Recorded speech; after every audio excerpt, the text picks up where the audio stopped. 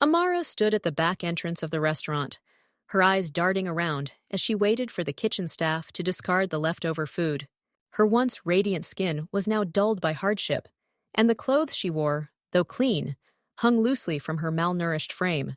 She wasn't homeless, but her circumstances had grown desperate enough to bring her here, to a place where dignity bowed to survival.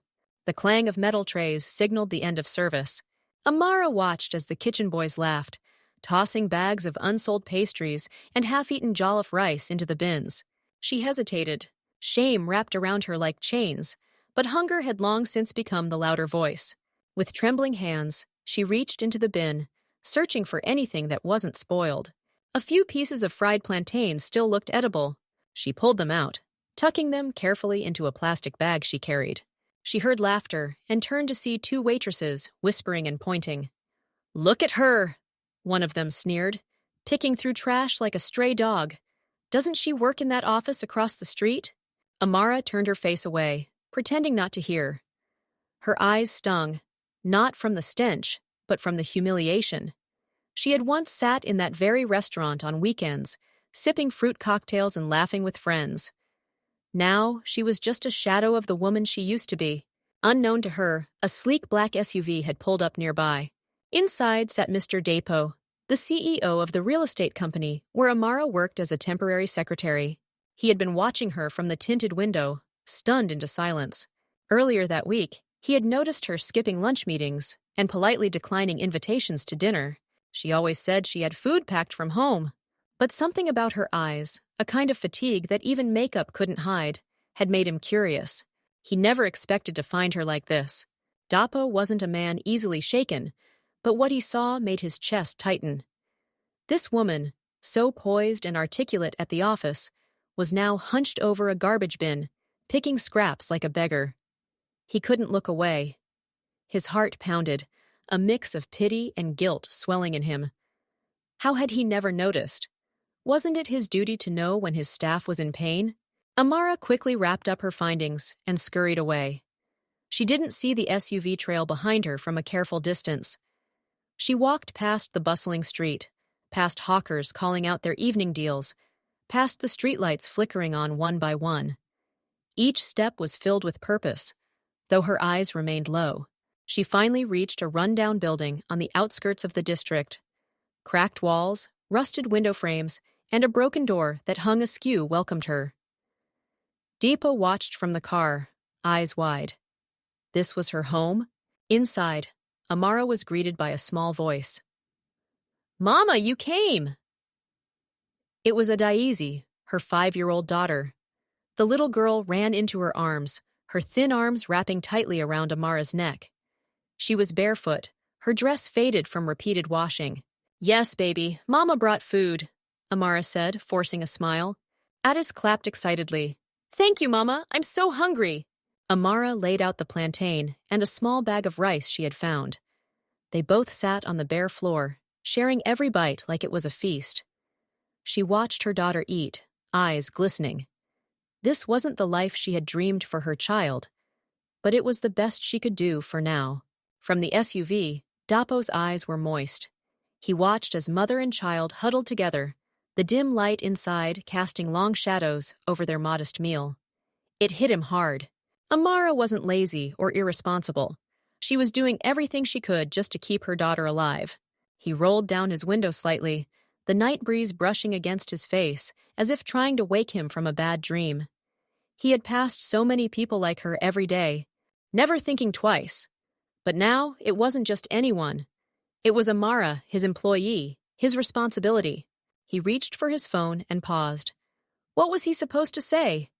"I saw you digging through trash?" That would only shame her more. He couldn't confront her, not like this. He needed to think carefully.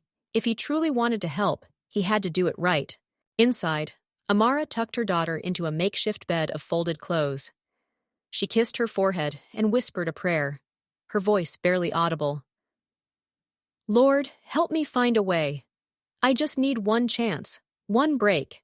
Outside, Dapo sat back in his seat, lost in thought.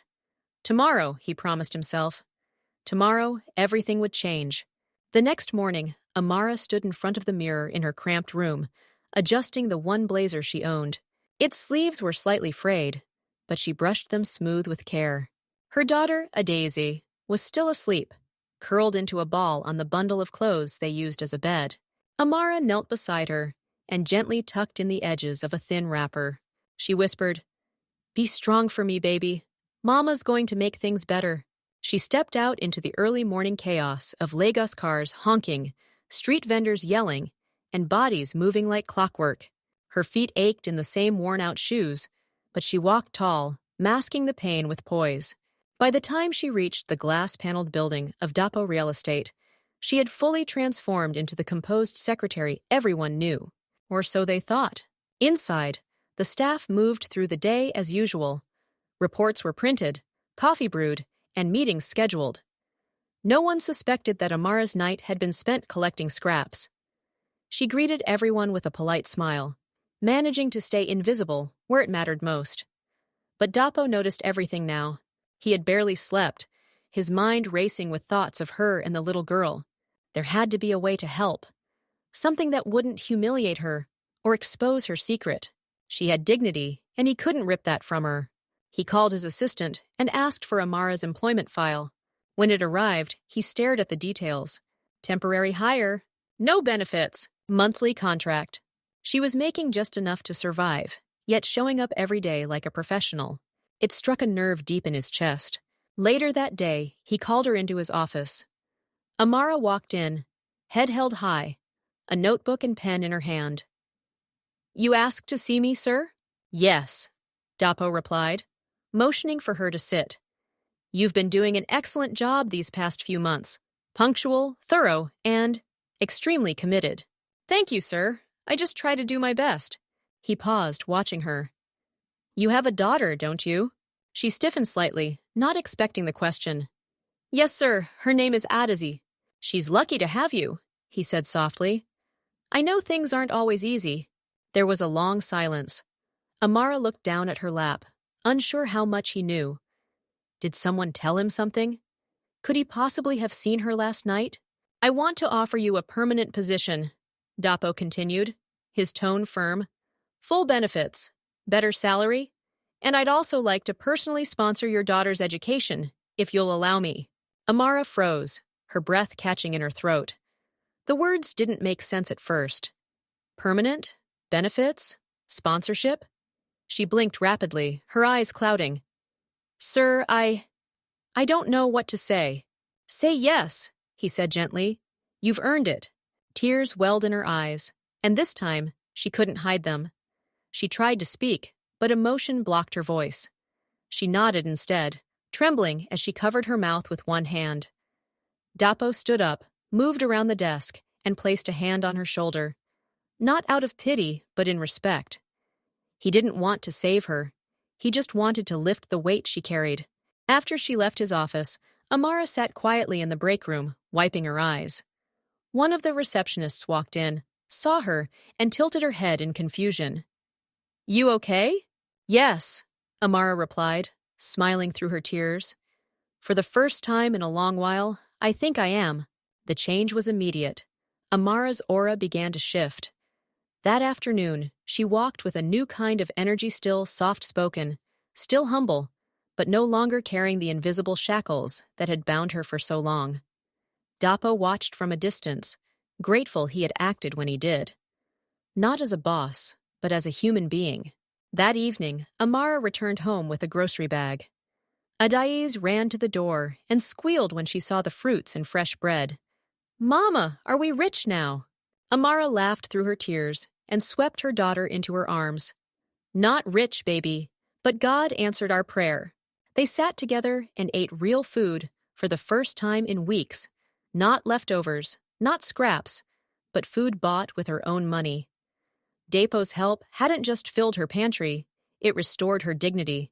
That night, she knelt to pray as her daughter slept beside her. "Lord, I was invisible, but you saw me. You saw my tears, my hunger, my pain, and you sent help. Thank you." Far away, in a large mansion on the other side of town, Dapo sat on his balcony, sipping tea. For the first time in a long time, he felt a kind of peace. He didn't understand why Amara's pain had moved him so deeply, but he was glad he listened. Sometimes, helping one person meant saving a whole world. He took out his phone, opened a blank message, and typed, "Keep being strong. The world sees you now." He didn't hit send. He just smiled and closed the app. She didn't need to know everything. She just needed the chance to rise. The following week felt like a dream Amara didn't want to wake from.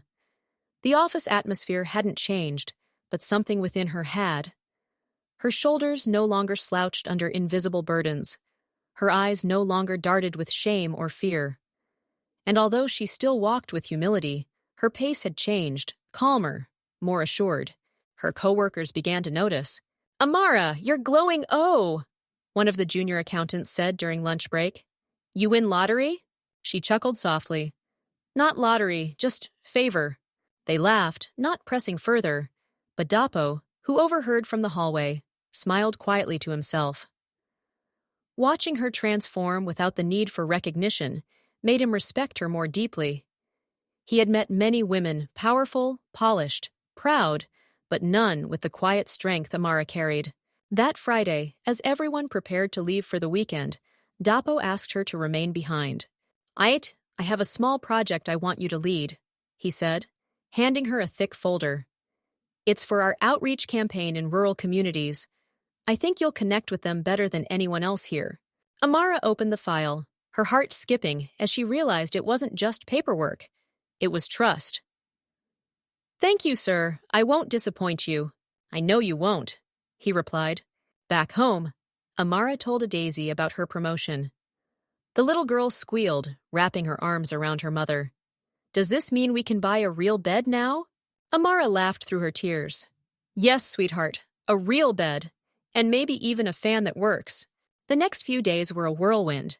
Amara threw herself into the outreach project, working long hours with a kind of excitement she hadn't felt in years. She coordinated meetings, drafted proposals, and called local leaders.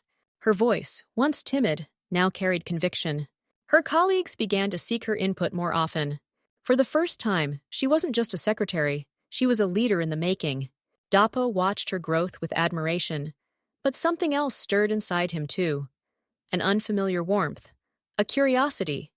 He began to wonder about the woman behind the silence, the girl she once was, the mother she had become, and the dreams she might still carry, hidden away under years of survival.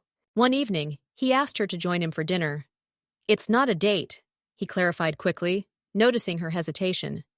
"Just two people who've walked through different storms, sharing a meal." Amara agreed, although her nerves danced all day. She wore her best dress, a simple dark blue gown that had been in her closet for years, and combed her hair into soft waves. When Dapo picked her up, he couldn't help but stare for a moment longer than necessary. She was beautiful, not in a flashy way, but in the kind of way that made you want to protect her. Over dinner at a quiet restaurant, they talked more than they ever had. Amara spoke about her life before Lagos, about losing her husband in a factory fire, about coming to the city with nothing but a suitcase and a toddler. Dapo listened intently, moved by her resilience. "You've suffered more than anyone should," he said quietly. "But I've also survived," she replied. "And I'm not done yet." That night, he dropped her off at her home. As they stood beside his car, he reached into his coat pocket and handed her a small envelope. "What's this?" she asked. "An apartment lease. It's in your name. Paid for a year. A better place, near a Daisy's new school." Amara opened it, and when she saw the address, her hands began to shake. "Why are you doing this?" "Because you never asked for help. Because you worked when you had nothing. And because the world needs to see what women like you become when they're not just surviving." Tears streamed down her face again. She stepped forward and hugged him, not romantically, but gratefully, as one soul who had been lifted by another. The next day, Amara and Adizi moved into their new apartment.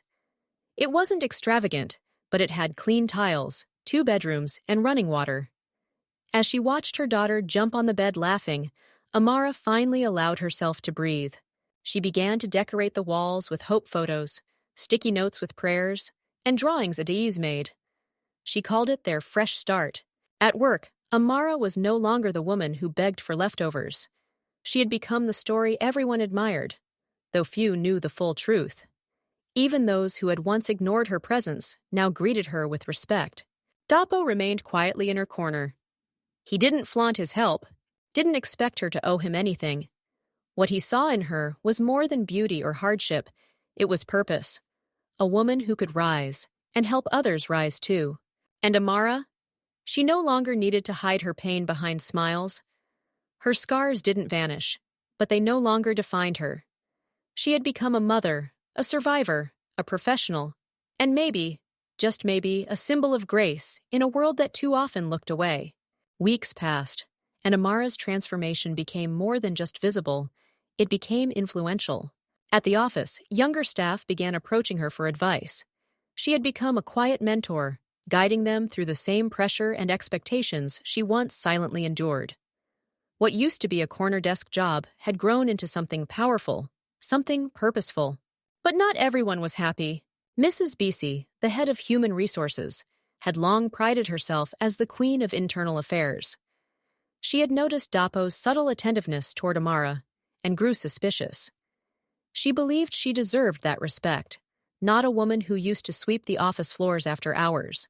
One morning, Bisi called Amara into her office. She sat behind her desk, lips pursed, tapping her pen against a stack of files. "I've noticed you've gotten quite comfortable, Amara." Amara stood tall but respectfully. "I've only tried to do my job better, Ma." That's what they all say. I hope you're not mistaking kindness from certain people for permanent favor. Offices run on structure, not sympathy." Amara smiled faintly. "I understand, Ma." But as she walked out of the office, she felt the sting of old shame trying to claw its way back. The feeling that she didn't belong, that any minute now someone would pull the rug and expose her again. That night, she sat alone on the balcony of their new apartment. Adise had fallen asleep after another day at her new school, giggling about science projects and new friends. But Amara's mind was heavy. Was this joy temporary? Would the world allow her to keep what she had earned? Or would someone like Bisi, fueled by bitterness, find a way to take it all back? The next morning, a letter arrived at her desk. An anonymous note. She opened it carefully. "People like you don't climb ladders, you get carried. But remember, those who carry you can also drop you." She folded the note without a word and placed it in her drawer. Her hands trembled slightly, but her spirit didn't flinch. That afternoon, during a management meeting, Dapo introduced Amara as the new assistant coordinator for the company's Women in Leadership initiative. The room broke into applause, but Bisi's lips curled tightly into a false smile. After the meeting, Dapo pulled Amara aside. "Did something happen?" he asked gently. Amara hesitated. "It's nothing, just a reminder of where I come from."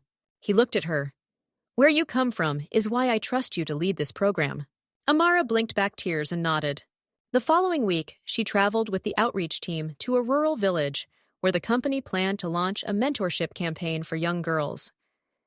As she stood in front of dozens of curious faces, she remembered her own beginnings, the fear, the silence, the constant hunger for more. She told her story, not as a victim, but as a victor. "I begged for food once," she said openly, "but I never begged for my dignity. That's something I held on to, even when everything else slipped through my hands." The girls listened, some with wide eyes, others with tears rolling down their cheeks. A mother approached her afterward. "Thank you. My daughter wants to be like you now." Amara smiled, kneeling to meet the child. "Tell her she already is." Back in Lagos, gossip stirred around her rise. Some believed she had won Dapo's favor through pity. Others whispered of romance. But Amara kept her head high. She didn't respond to rumors. Her work spoke louder than the noise. One day, Adisi returned from school holding a crumpled letter. "Someone called me a charity case, Mummy." Amara knelt beside her. "Do you know what a charity case is?" Adais nodded. "Someone people feel sorry for." "No," Amara said firmly. "A charity case is someone who inspires others to give, to help, to love. If that's what they meant, then wear it with pride. Because without people who care, the world would be colder than we could ever survive." The child nodded, wiping her tears. That night, Dapo visited their apartment for dinner. He brought Adaeze a science kit and helped her assemble a tiny model rocket. Amara watched them, her heart full, yet cautious. She had grown so used to surviving that peace felt unfamiliar, like a borrowed coat that didn't quite fit yet. After Adaeze went to bed, Amara offered him a cup of tea. They sat on the balcony again, the city lights flickering in the distance. "You know," Dapo said quietly, "you're the strongest woman I've ever met." Amara looked at him. "You say that like it's a burden." "Maybe it is," he admitted, "but you carry it with so much grace." They sat in silence, a comfortable stillness stretching between them. He didn't touch her, didn't ask for more than her time, and in that moment, she knew he didn't see her as someone broken or needing rescue, but as someone who had already rescued herself. A year passed. The echo of hardship no longer haunted Amara's footsteps. Instead, it lived in her memory like a scar visible only when pressed. The woman who once begged for leftover food was now leading boardroom presentations, speaking at women's empowerment conferences, and becoming a name whispered with admiration across the city. But life, in its relentless balance, had one more test. On the morning of her keynote speech at a national women's summit, Amara received a phone call. Her mother, whom she hadn't spoken to in years, had collapsed in the village and was in critical condition. Adaeze looked up from her breakfast. "Mummy, are you okay?" Amara forced a smile, her heart pounding. "Grandma is sick. I need to go see her." She canceled the speech, packed a bag, and traveled overnight. The dusty village roads that once swallowed her hopes now parted to receive a woman transformed. At the local clinic, she found her mother lying weakly on a cot, eyes fluttering open with effort. "You came," her mother whispered. "I had to," Amara replied, pulling a chair close. "I'm your daughter." Tears rolled down the older woman's face. "I did wrong by you. I was ashamed. When you came home pregnant, I didn't know how to love you through it." Amara took her mother's hand. "You were scared? I was too." There was no need for long speeches or poetic reconciliations. In that small clinic room, forgiveness passed between them, like a quiet, wind-warm, invisible, complete. 2 days later, her mother passed peacefully in her sleep. The burial was simple. Villagers gathered to honor her, and whispers circled the grounds. "Is that Amara? The one who left in shame? Look at her now." After the ceremony, Amara stood by her mother's grave, Adaeze beside her. "Grandma was brave," Adaeze said softly. "Yes," Amara replied. "Bravery doesn't mean never being wrong. It means doing better when you know better." They returned to Lagos, grief sitting gently beside gratitude in Amara's heart. A week later, she finally delivered her keynote speech this time, to an even larger audience. Cameras flashed as she took the stage, standing tall in a flowing Ankara gown that shimmered under the lights. She began, "I was once the girl who swept offices and begged for leftover food. I lived in silence, shame, and shadows. But one day, someone saw me. Not with pity, but with possibility." The crowd leaned in. "And from that day forward, I decided I would never again apologize for surviving." She spoke about resilience, dignity, and the power of unseen stories. She honored single mothers, low-wage workers, and young girls dreaming beyond their limitations. When she finished, the applause didn't just fill the hall, it roared through hearts. Dapo was there, watching from the audience. He didn't approach her afterward. He knew this moment belonged solely to her. Later that evening, he sent her a message. "I'm proud of you. But more than that, I'm learning from you every day." Weeks passed, and life settled into a rhythm of grace. Amara and Dapo remained close, bonded by shared history and mutual respect, though neither rushed into romance. Their connection wasn't built on saviorhood, it was rooted in truth. One rainy evening, as thunder rolled over Lagos, Amara and Adaeze cuddled on the couch, reading a book. Adaeze suddenly looked up. "Mummy, will we always be okay now?" Amara smiled, brushing a lock of hair from her daughter's face. "We may not always have answers, but we'll always have each other. That makes us okay." They continued reading as the rain poured, safe in a home they once only dreamed of. And somewhere in the city, a restaurant staff packed leftover meals into containers. a routine Amara had sponsored after convincing the company to start a food donation initiative. The same initiative that now fed dozens of families each week. Her story had sparked change, not just for herself, but for others who felt unseen. Because once upon a time, she had begged for leftover food. But now, she was feeding hope. And that, more than anything, made even the richest man cry.